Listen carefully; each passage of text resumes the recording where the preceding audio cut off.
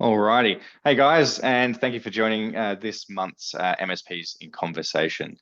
Today we will be talking about maximizing MSP revenue and profitability in existing accounts. A couple of months ago, we did one focused more on inbound and sort of new customer acquisition.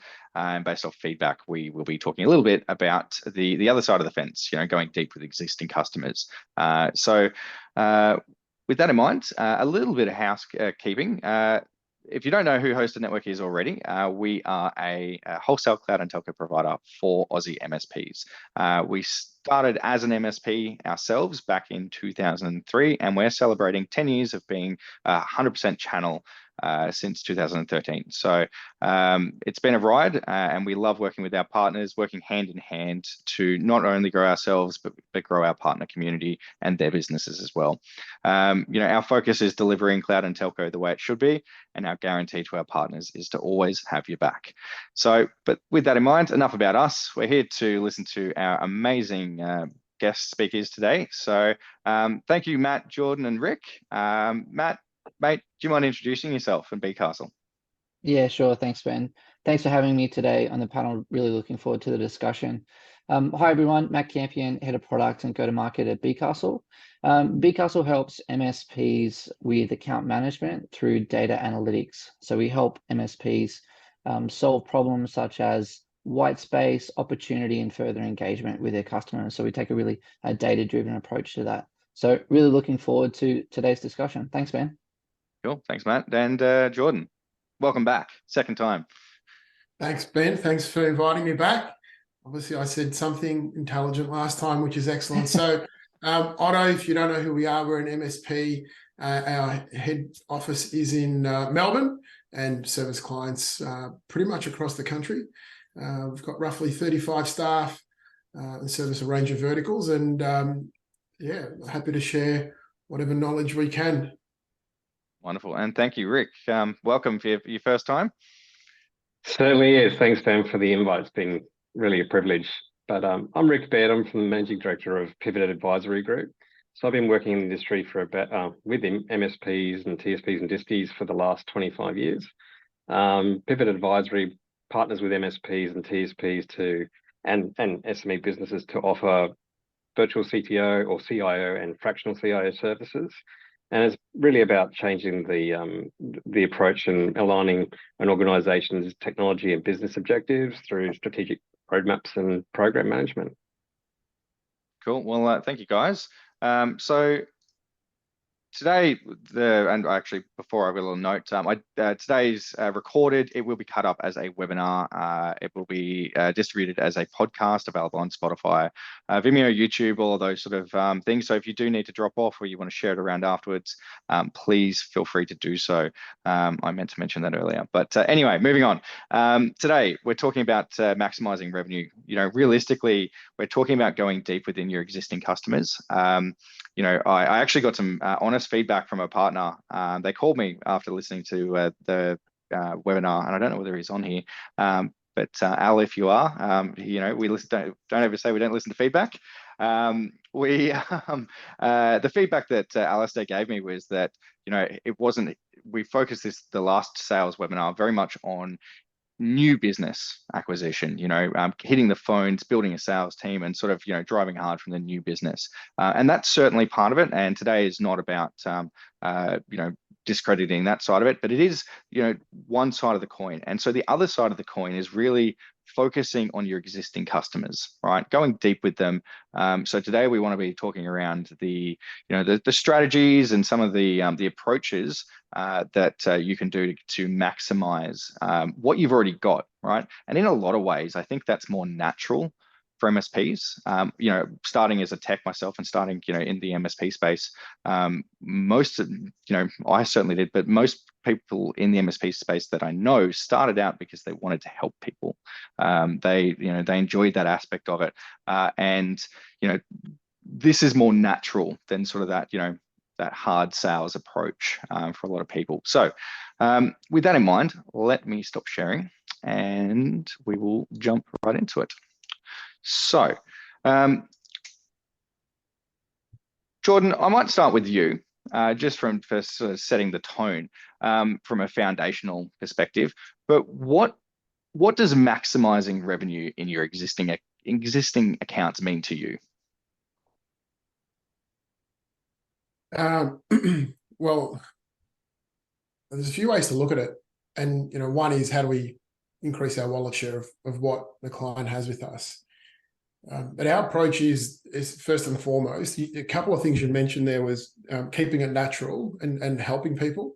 And that's really what we stand for, is if when a client is speaking to anyone at Otto, what we want to see is a good, genuine conversation from us to them, and that's how it's received.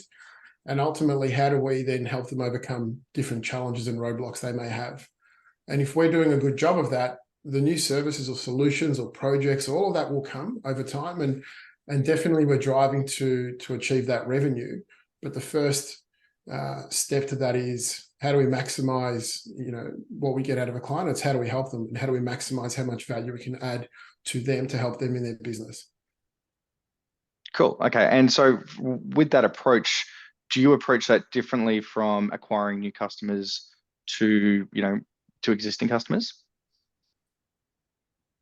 There are some things in terms of the process it's a little bit different, but in terms of if it's an existing client or new client, the approach is very similar. Like, we want to know, if it's a new client, we want to understand them, their business, what are the challenges they're facing, where they're looking to go.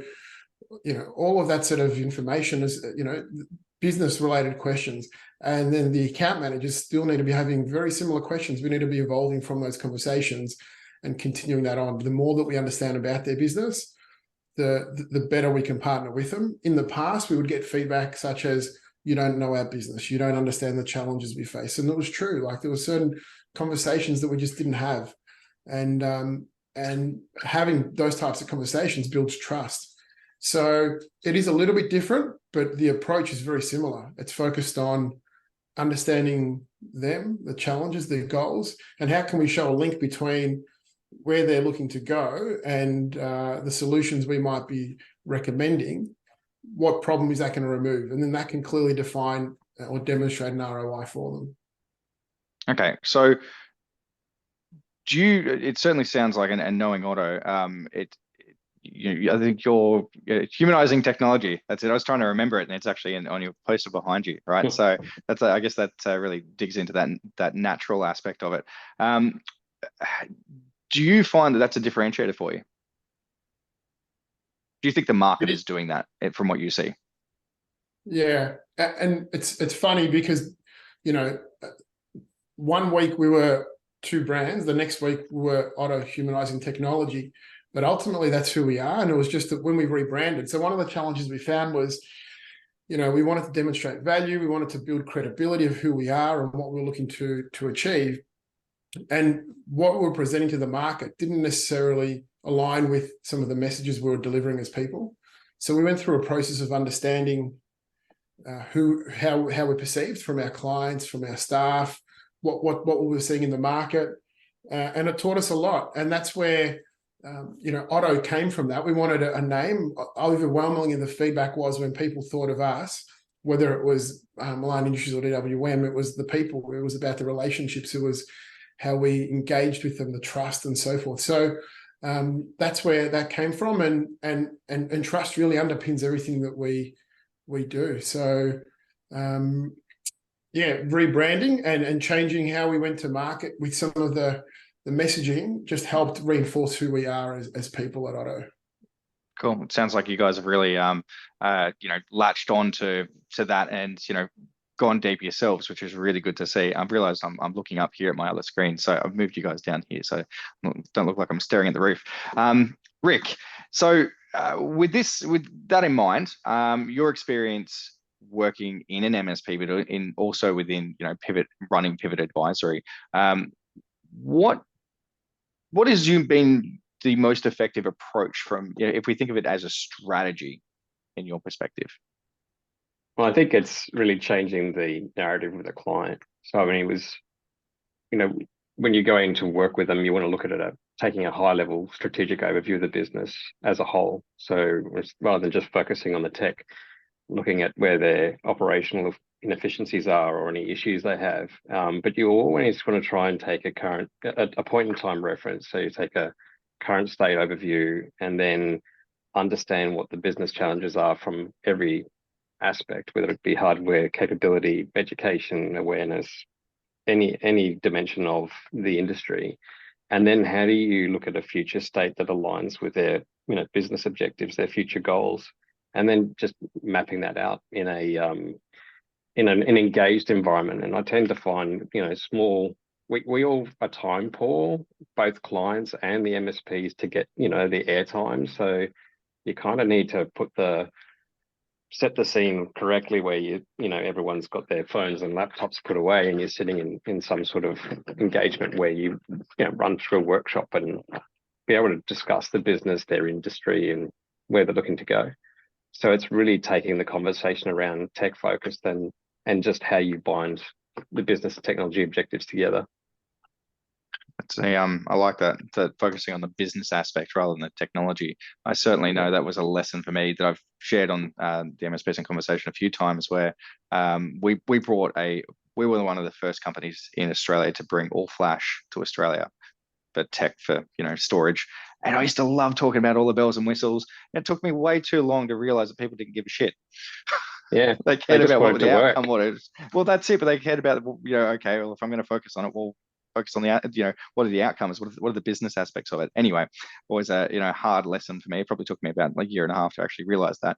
But tying back to Jordan, you mentioned a second ago that about onboarding. Do you and Rick, or this is really an open question, but we've got a little bit of feedback. I'll stop screaming quite as loudly. From a onboarding perspective, is that strategy that you've talked about, Rick, do you guys think that is just from an onboarding perspective, or is it something that needs to happen consistently? Aligning business discussions around, like for us, so what we found was that when we compared the market to us, overwhelmingly, like you just said, most other MSPs talk about tech problems, where we talk about business problems. And we found that there was, I guess, what resonated for a lot of our clients was that we had really good personalities, we were creative, we were interesting in the way we did different things. And we're not led by tech. It's our people that lead what we do, and we don't want to rely on computers. We want our people to use their brains and be empowered to go out and come up with ideas or fix things. And one of the questions that we asked one of the business owners, one of our clients, well, we asked a lot of them, but was, what animal would you associate with your IT partner? And some were saying lion, some were saying all different. One of them said giraffe, which was interesting, right? And we asked her, I said, Rose, why did you say giraffe? And she said, well, you guys are prepared to stick your necks out and put on the line for us and do what you need to do. And so that really hit home in terms of, and that's what we do. We care about our clients, we care about their business, and that's what we want to focus on. We want to see them grow and be part of that. And we do that through understanding their business, and all the way through. We've got a process from the beginning. There's a journey that's mapped out. So it doesn't matter who you are in the business, what our journey is for a client, from the first discovery meeting through to an ongoing engagement. Once they do become a client, there's a cycle that they go through. We've got a strategy that focuses purely on the relationship aspect and the types of things we should be doing. Part of that is the sort of those VCIO strategy discussions that Rick might have. Part of it might be just how frequently should you catch up with a client for a coffee, or get them along to an education session or a lunch and learn, or whatever it might be. So being really focused on the relationship is critical, especially from an account management perspective. And then also having targeted personas or people within our client's business that we want to have relationships with. There's four personas that we want to focus on building those relationships with. And then on the flip side, from an Otto perspective, we want 4 different people from within our business to have those strong relationships. So we don't have that single point of sensitivity around, if someone leaves from either side, we're exposed. So, and the strong relationships in that way. I think just to add to what Jordan was talking about there, I think, Otto's a really great example of a pretty mature and deliberate approach to, client engagement. And I think that, there's a blend here that Jordan was talking about that they execute really well on, which is, the strategy, the process.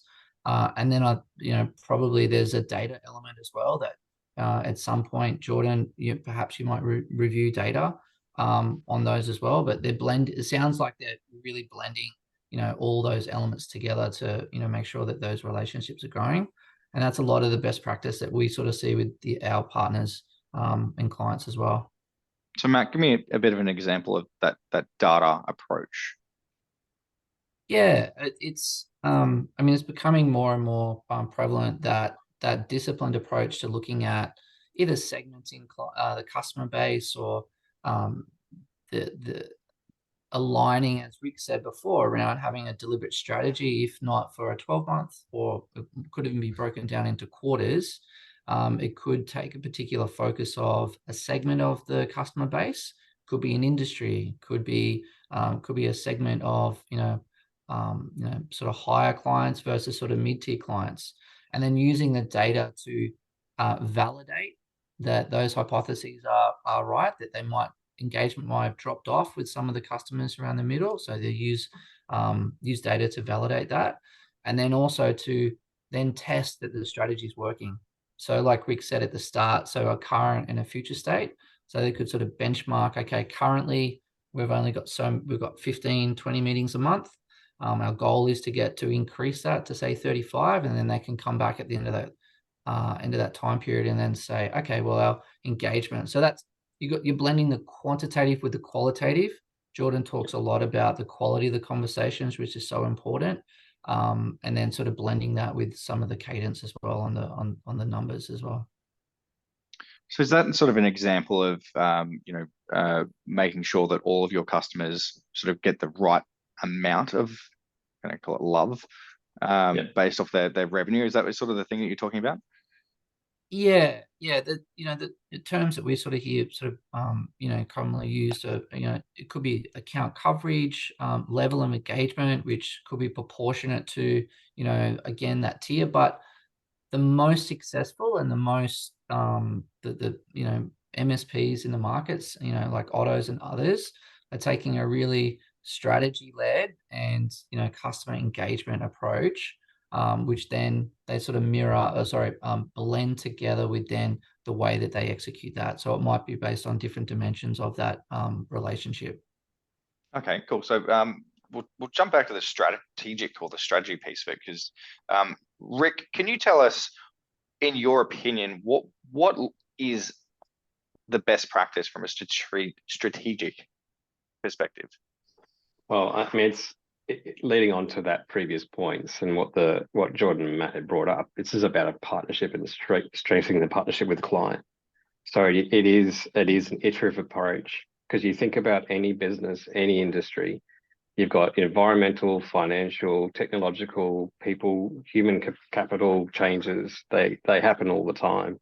So you really the strategy needs to be an iterative approach, and it could be 12 to 18 months. I tend to find that 18 months is actually a good timeline if you go, depending on how deep you go in your discovery.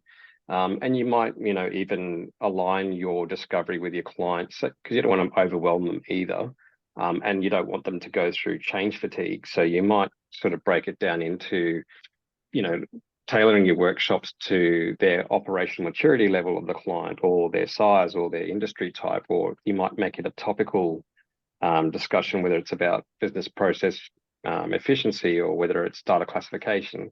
But either way, that sort of the strategic approach is to make sure that you have a good blend of, whether it be C-level, finance, operations, technical teams, any client-facing teams, and get some of those champions together in a room, because you tend to find the people that at that sort of second tier and team leadership levels really on the front line. They understand the business's challenges, and so it's a good opportunity to bring innovation through, or have innovation bubble up from the bottom, and have the C-level engage with all the teams as well as yourself, and being able to clearly identify and articulate really what are the key objectives to the business. So it really brings the teams together.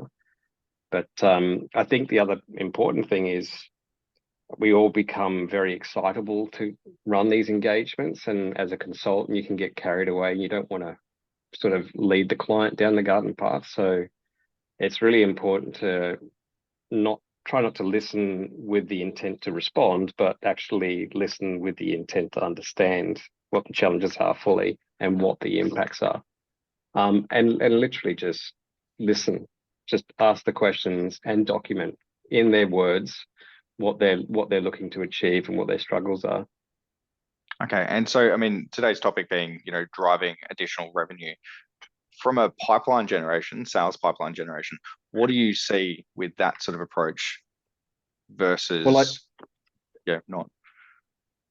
Well, the thing is that instead of your clients viewing an account manager as someone trying to sell a product or a service, you're actually aligning what you're going to offer and tailoring a package to what they actually need, and changing the conversation away from a transactional one to more of a functional one. What do we need to do to get there? And we tend to find that from a sales pipeline point of view, particularly on the MSP front, you're dealing with real opportunities that have been discovered at a higher level, that you can then take the client on the journey. So the client gets, some predictive budgets and forecasting. They know the direction and the path they're going to take with the MSP in partnership. Your account managers are not sitting there in sales meetings trying to identify what opportunities are going to close for the quarter, because the roadmap's there, it's predefined. So it solves three actual major problems that some MSPs might face: is generating consistent pipelines with existing clients and new business, then creating enough project work that consistently flows through the project teams rather than having a lumpy project cycle. And from a support point of view, at the very front end, you're proactively trying to solve recurring IT support requests or recurring issues that keep hitting the support desk all the time. And you can actually reduce the amount of load that's on the support desk to, focus on quality closure of cases rather than having to keep hitting your head against the same thing every time. So it solves the end-to-end life cycle quite well. Okay, and Matt, I know from your side, from an account management with BeeCastle being the tool that it is, how do you find that account managers can leverage that to hit their targets? Yeah, I mean, the way that Rick sort of paints a picture there is around this sort of a roadmap approach. So, and I think Rick sort of said it pretty well, where people are not selling product. They're not, it's not that transactional. It's much more, as Jordan said, a deep understanding of their business and those business problems. And then when you blend that, when you do eventually, understand the problem and, then the solution comes, or a program of work, ultimately down there, yes, there's technology to solve that. One of the things that our platform and, sort of the maturity of account management as it's moving forward now is using data around understanding perhaps a solution set, so a tech stack that they might have, and gaps in that, and mapping that to strategic problems or strategic objectives that they are trying to achieve. So that again, data can supplement and really enable visibility, greater understanding and analysis of providing the pieces of the puzzle that then form together the technology to solve those business problems. Okay, so my understanding of what you guys are talking about is, I'm going to use the term going deeper with the customer to understand their business, right? So that does this pipeline that this can potentially generate, how does it help with the conversion of said pipeline? Jordan, would you like to take that one, Jordan? That I can set up. So how does BeeCastle help with the conversion? No, just a strategic approach that when you're understanding your customers' needs, does that help? I mean, it could be a yes or no answer, but does that? Do you find that helps? Yeah, well, yes is the answer. Because if you understand their strategic objectives, Yeah.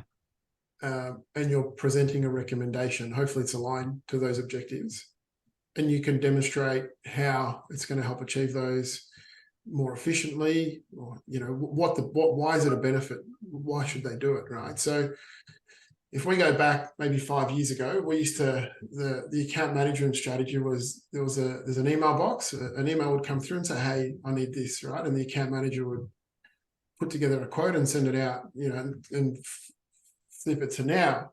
It's all about understanding their needs, and the sales that we're doing back then were minimal compared to where they are now. So we know that there's opportunities we identify today that aren't going to close today or next week or next month. It might be something that's 6 to 9 months away, and that's okay. But that's all part of filling up that machine and getting them coming through the funnel, so that over time they will come out the other end. So, and that's just through those conversations with the client, understanding where they're at. They may have large projects that are going on today. They've still got objectives that they're looking to achieve over, Rick said 18 months. It could be in the next 9 months, 10 months, 18 months, whatever.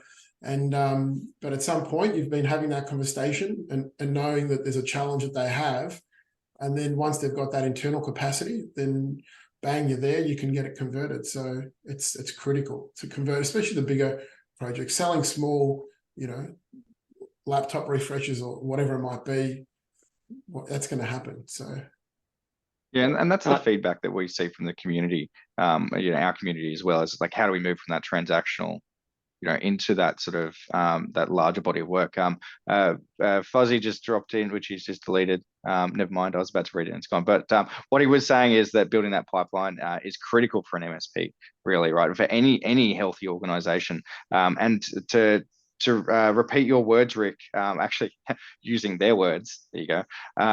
Using their words, back to them really can help with that as well, right? Rick, you were going to say something. I think it resonates. Using the client's words resonates with them and their industry. So it shows them that you're actually paying attention. You shouldn't have to pay attention if you're actually paying attention. You don't have to prove that concept. So by coming back to them with their words and aligning what the objective is, but is important. But I think, to what Otto was mentioning, you become more entrenched within the business. The client sees you as a partner, and almost a member of their team. They don't see you as a supplier as such.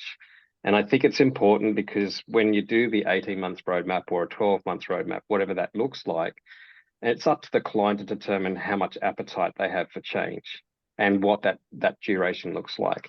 The key thing would be to then prioritize the objectives in a way where it's high, medium, low, or 0 to 6, 6 to 12, 12 to 24 months.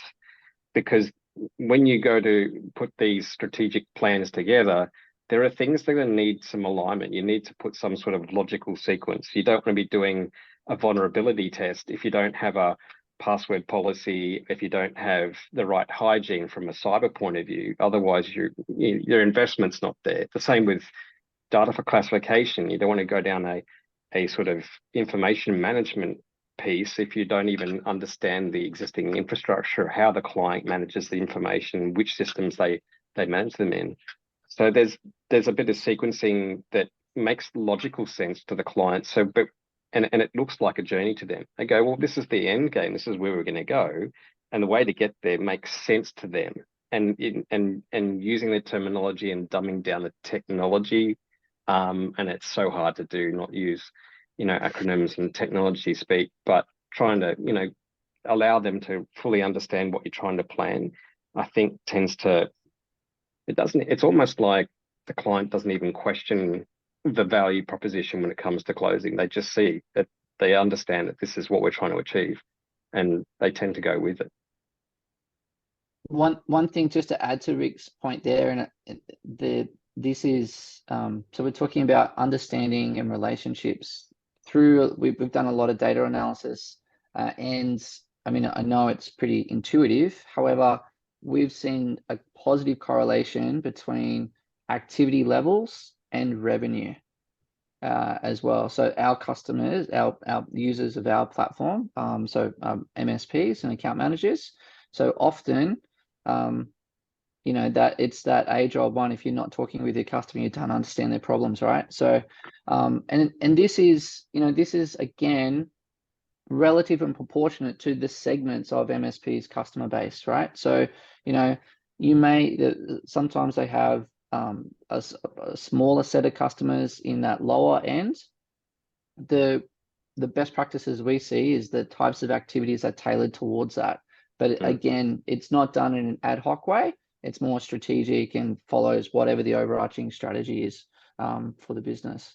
But yeah, it's yeah. Sorry, John, you go. And I was going to say, I think you said about the repetitiveness, and you see if people are doing it more, they're getting better results. That whole thing of where focus goes, energy flows, and the more you're doing that, the better you're going to get at it. The more you're doing an activity, you're always going to improve, right? So if you become congruent in everything that you stand for across, you know, all your activities, and you're going to get better outcomes. You're going to make mistakes, you're going to get it wrong, but you just keep on doing it and just being consistent.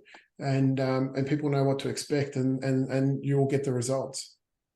And there's stakeholder buy-in. There's, you know, accountability on both sides. If you're both going on the journey together, both the MSP and the client, then there is an alignment there that's not questioned. So, you know, you might do a discovery piece and do it, you know, with a 12-month view, and you will meet with the client, maybe doing a QBR, and, you know, it's important to run those on time, make sure they actually happen per quarter. But even as the program management, the rollout of the roadmap continues, I tend to check in with, you know, the stakeholders on a monthly basis, just to keep your finger on the pulse, where the challenges are, what the risks are, any variations. And because you're in front of the client in a regular cadence, I tend to find that there's about 30% additional projects that come outside of the initial discovery that build your pipeline, because they just see, oh, hang on, this guy's in the business now. He's trying to help us improve and grow. And by the way, here are some extra things that have come up. Can you help us with that? And all of a sudden, instead of being the IT guy, you're their strategic partner from a technology and operation side. And you get so much more out of it after the initial discovery. Yeah. One other thing. So I think one thing that's helped us with that is a lot of other businesses have a lot of other partners. Like all of our clients have partners they work with. And so it's understanding who are their partners. So, you know, we want to know, what does their org chart look like? Who do they engage? And how can you reference the type of partnership they bring is the same as what we bring. So whether it's a HR partner or their accountant or whatever it might be. The other important thing that I don't think any of us have touched on is one of our learnings was, and I keep going in and out of focus, so apologies, it's this dodgy camera. I need an IT company to get me a camera here. But one of our learnings was that the strategy that we had was great. It was really good. We knew that if we did it, we'd get good outcomes and revenue and all that sort of stuff. But it didn't work for every client. Even though if they had high revenue, it didn't necessarily mean they would be suitable to what we wanted to do. They may not have had the resources internally to be able to, you know, deliver the projects we wanted to deliver, or just their maturity level may not have been where it needed to be. So that was one learning we took away, and needed to, even though they were at a certain level from a rev perspective, we needed to look at how do we segment those clients a little bit differently. I agree with Jordan. You need to adjust and tailor the workshop engagement or engagement, the discovery engagement with the client's size, maturity level, and industry. You don't want to be spending 2 half-day workshops with a C-level team, going through, you know, over 100 questions if they don't have the appetite for that. In fact, you sometimes becomes a little bit overwhelming. So if you break it down onto even maturity level, you know, start at maturity level 1, let's look at this. Maturity level 2, we'll look at this in the second year, that sort of stuff. That type of approach can also, you know, reduce, it can actually help aid the program management and how the planning is executed. Nothing stays the same, right? So you know, it's the relationship is consistent, and that's where you get those understanding and the trust, and you know, the recommendations will be reviewed and those type of things. But their business is always evolving, so their problems are always evolving. And then I think, you know, sort of being an advocate of a data-driven approach now, that the technology is always evolving to solve those solutions. So what we're seeing is a lot of MSPs are really hungry for data to continually to map those problems with the solutions and make sure that they're providing those the latest answers to best solve it. So yeah, it's an ongoing challenge, but always evolving. And you kind of need to continue doing it, because if you don't do it, someone else will come in and do it for you. Yeah, and you absolutely. potentially have a challenge with client churning. Is there? I mean, I know that we've talked about, or you were just talking about that. Not every, it doesn't suit that. This approach doesn't suit every single customer based off their maturity. But is there a sweet spot? Like if the MSPs looked at their customer list, would they be focusing on their larger ones versus their smaller? I assume that would be the case. But what else would we be looking for to focus this strategic approach? Would you do a QBR with everyone, sort of thing? No. I think you could tailor it down a little bit. different dimensions. Yeah. So I think that there's different dimensions that we're seeing. So obviously revenue, segmenting by revenue is definitely one, but Jordan brought up a great one as well around perhaps that organization's maturity level as well, which is a qualitative dimension, right? So different MSPs have different elements that they sort of bring to bear to group or have a portfolio or a group of customers, and then they what we're seeing is then they're sort of tailoring the level of engagement and investment in those customers. But yeah, there's different approaches. What about the characteristics? Some of the things that we look at will be, in revenue is definitely one of them. That's revenue. Absolutely. We'll look at just the size of their business, the size of their leadership team. So if we want to deliver something, do they have the people to be able to deliver it, right? Because we find that if they don't, it can fall down, and then the blame comes to you around you didn't do a good job, where it's perhaps there wasn't the internal stakeholders to help with that. Geographical locations, but even just the whole alignment around, as a business, there's a psychometric sort of assessment that we do just to see where they align around different things that we're looking for in a client, and are they a growth client? What are their goals? What are their ambitions as a client? So we've got a bit of a metrics that we've created that we use to determine where they sit, not purely revenue. The revenue makes is a big part of it, but we've got some clients that have good revenue, but they definitely don't meet many of the other categories, and we can't get anything out of them. So I wonder how many MSPs, thinking back when I ran my MSP, I didn't necessarily know what the turnover of those customers were to be able to target that. I just knew the spend they had with me. So I prioritized my time and effort based off the spend they had with me, for example. So it's kind of that, start at the beginning, or at least asking the right questions to start, narrowing it down. So where would you start, with a customer like this? Rick, in previous engagements, where have you started before? Their website, their industry. That's a good answer. Website, Dun & Bradstreet. If you get the background of the business, you can find, if they've, whether they've got a board report, even if it's not a big business, they're small business, they've got a whole ton of data points sitting online and their social media feeds. If you really want to engage with the client and speak their language, then that's where you would start. Because if you go in understanding, hey, this is what your value proposition is, or hey, we understand. I mean, you don't have to talk to them about how much revenue they make, but you can get a gauge of what their revenue streams are. But you also get an insight to their industry and what they're trying to achieve for their clients. For example, you're talking about size, revenue, headcount. That's all relevant. Yeah, totally appreciate that, and you might tier them based on those metrics, but sometimes you come across these unusual opportunities where a client might say, okay, well, I've only got 12 people. And you think, well, why would I run a full strategic overview with this business? Well, hang on, this client's in the medical industry trying to do telehealth, and all of a sudden we've got 50 other agents sitting in their partnership circle, which they're going to deliver services to. So your opportunity then changes from a a headcount and revenue discussion to, holy shit, there's a lot more opportunity here than what you would actually see if you were to sit down and talk to them.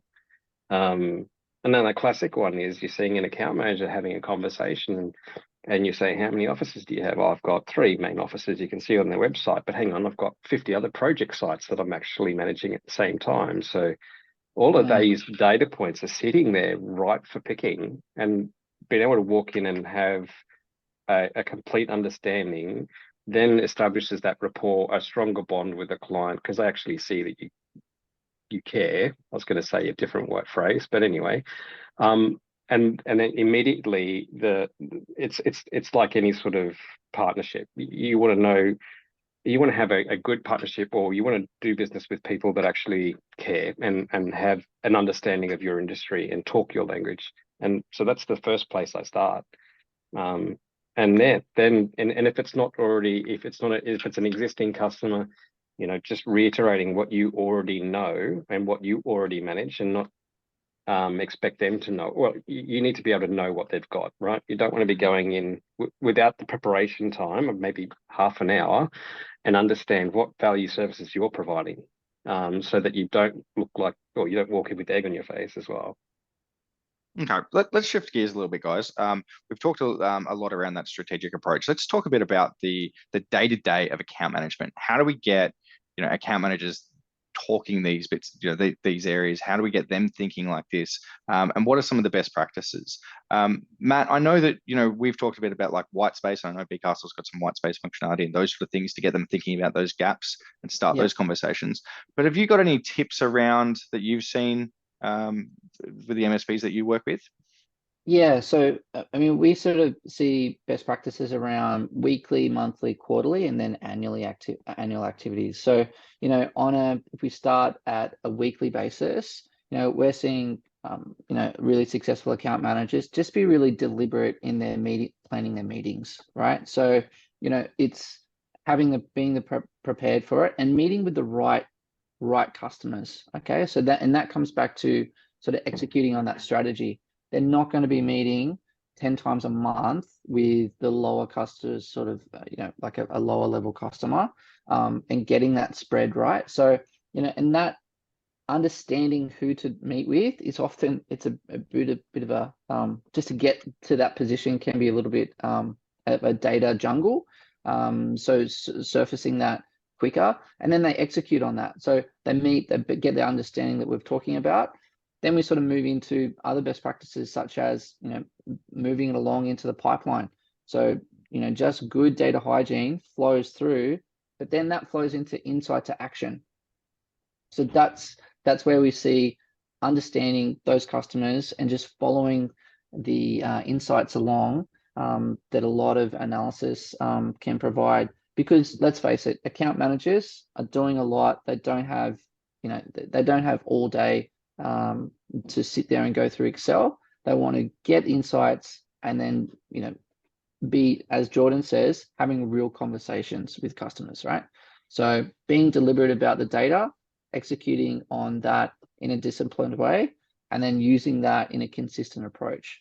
And then month after month, you get to the end of the quarter, and then you can see the pipeline, how much they've added to their pipeline through really good, consistent engagement. They've come across new opportunities from existing accounts. And then that sort of builds itself up. Yeah, cool. And Jordan, internally, do you find, well, A, do you have anything else to add? But B, do you also find that that's true within Otto?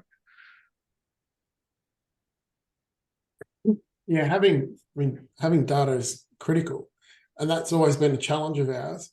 And then BeeCastle came along and made it a bit easier. So, which is great in terms of having, you know, various types of reporting and so forth. But just keep it simple. Sometimes we try to overcomplicate things. You know, and account managers like to do, like most people, like to control. Not most people, like some people like to do as much as they can and control certain things. But it's just only do certain things, and there's other people that can take care of certain tasks. So being clear on what they're accountable for and what they're not accountable for, and then making sure we're not spending too much time with certain clients on the wrong activities. So, you know, to get them started, it's just start small, like just get them doing some small initial activities, probably going out there and joining them on some of the meetings and making sure that the way you want it to flow is how they're doing it. Make sure it's a documented process so that, what happens before the meeting. Do they, it's not just the sales data, it's all the other data that you might need to provide to the client. So can they, instead of them going and finding all that information, do you have a sales support person or someone else that can help have that information prepared for them and available? So it doesn't become a big thing. They can just go and see a client and they've got the information they need on hand. Makes it a lot easier. So just keep it as simple as you can for them. And also that they need to remember that, well, we all need to remember that if we're going and sitting with a client, they might have 1 or 2 or 3 people in that meeting, and that's a lot of time that we're taking up. So it's how do we add value so that then when they leave, the client's going to want to see them again, because the last thing you want is them to feel, well, why is this person keep on cancelling meetings? Well, the reason is probably that they don't get any value out of what you're talking to them about. So sometimes we need to just reflect on what value did they get? So, doing that could be someone within the business calling and getting some feedback. It could be, a debrief post meeting with the account manager, and just understanding what are we doing. But keep it simple, have it documented what you want, and make sure there's clear expectations is what I would say. You mentioned wrong activities. Got any? What would you deem as wrong activities? Is there any specifics? Just certain, there's tasks that people in the business need to do, and there's tasks that they don't need to do, right? So it could be, for example, our sales support person, May, is responsible for preparing proposals. And we found that maybe an account manager might want to go and prepare the proposal themselves because they think they can do it quicker. Maybe they can prepare it quicker, but it prevents them from, making phone calls to 3 or 4 other clients and having a chat. And what's going to deliver more impact, right? You preparing a proposal, or you speaking to more clients and building that relationship. So that's one example. Okay. Yeah, preparation is key in that sense. Yeah. I mean, and the other thing is, account managers can actually drive the value conversation by assuming that the people they're going to meet with, or their stakeholders they're meeting with, know how to read. So having the preparation on what the agenda looks like, what are the metrics. You don't want to be sitting there almost like a death by PowerPoint and going through tickets and SLAs and the rest of it. Give them that information up ahead, where they can see the metrics, and then when it comes to the meeting, then you can spend some more time on, reflecting on any of the things, any questions they may have about that, and then focusing on, how you can add value and what are the next steps for the business. Because you can get bogged down with the metrics, and it's almost like an MSP showing, well, this is how well we're doing. Look at this. It's about turning that conversation around to what do you guys need and how can we help you? And I think proof is in the. Sorry, man. Keep going. I was just going to say the proof is in the pudding. I mean, it's a pretty well. I forget the numbers just evading me at the moment, but there's a pretty large percentage of revenue for MSPs that comes from existing customers on a monthly basis. So it's just that this consultative trusted advisor approach is obviously there's a blend. New business is super important and key, but there is definitely the argument to be made that investing in all the things that we've been talking about does absolutely return the results as well. Yeah, cool. And I think that some of this is very foundational. It's a foundational aspect of sales, right? Making sure you've got these processes, making sure that you're thinking about these areas that you're and in fact, if my advice would almost in a lot of ways, getting this right is actually more important than focusing on new business. Focusing on marketing and things like that, getting this right.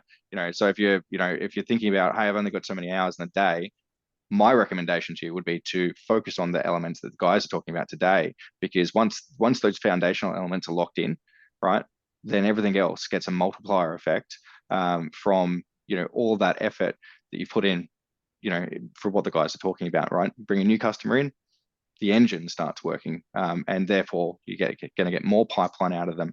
Hopefully you're going to have a better conversion rate, all of those sort of bits and pieces. You're going to win more existing customers. Yeah, there you go. Fuzzy, focus on the 20% that gives you 80% of your revenue first.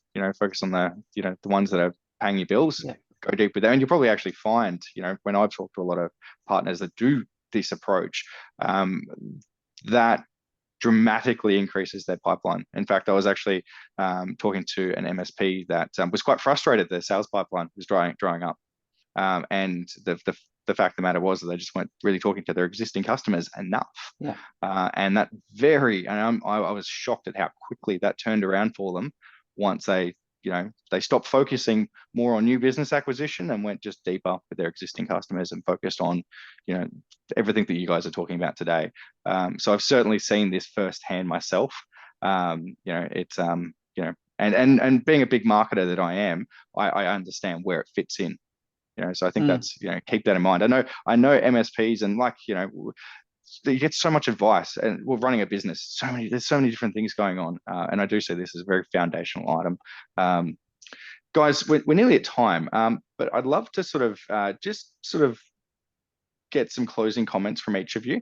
Are there one or two pieces of advice that you'd like to share when looking to sort of an MSP that's looking to expand their revenue from their existing accounts? What would that piece of advice be, Matt?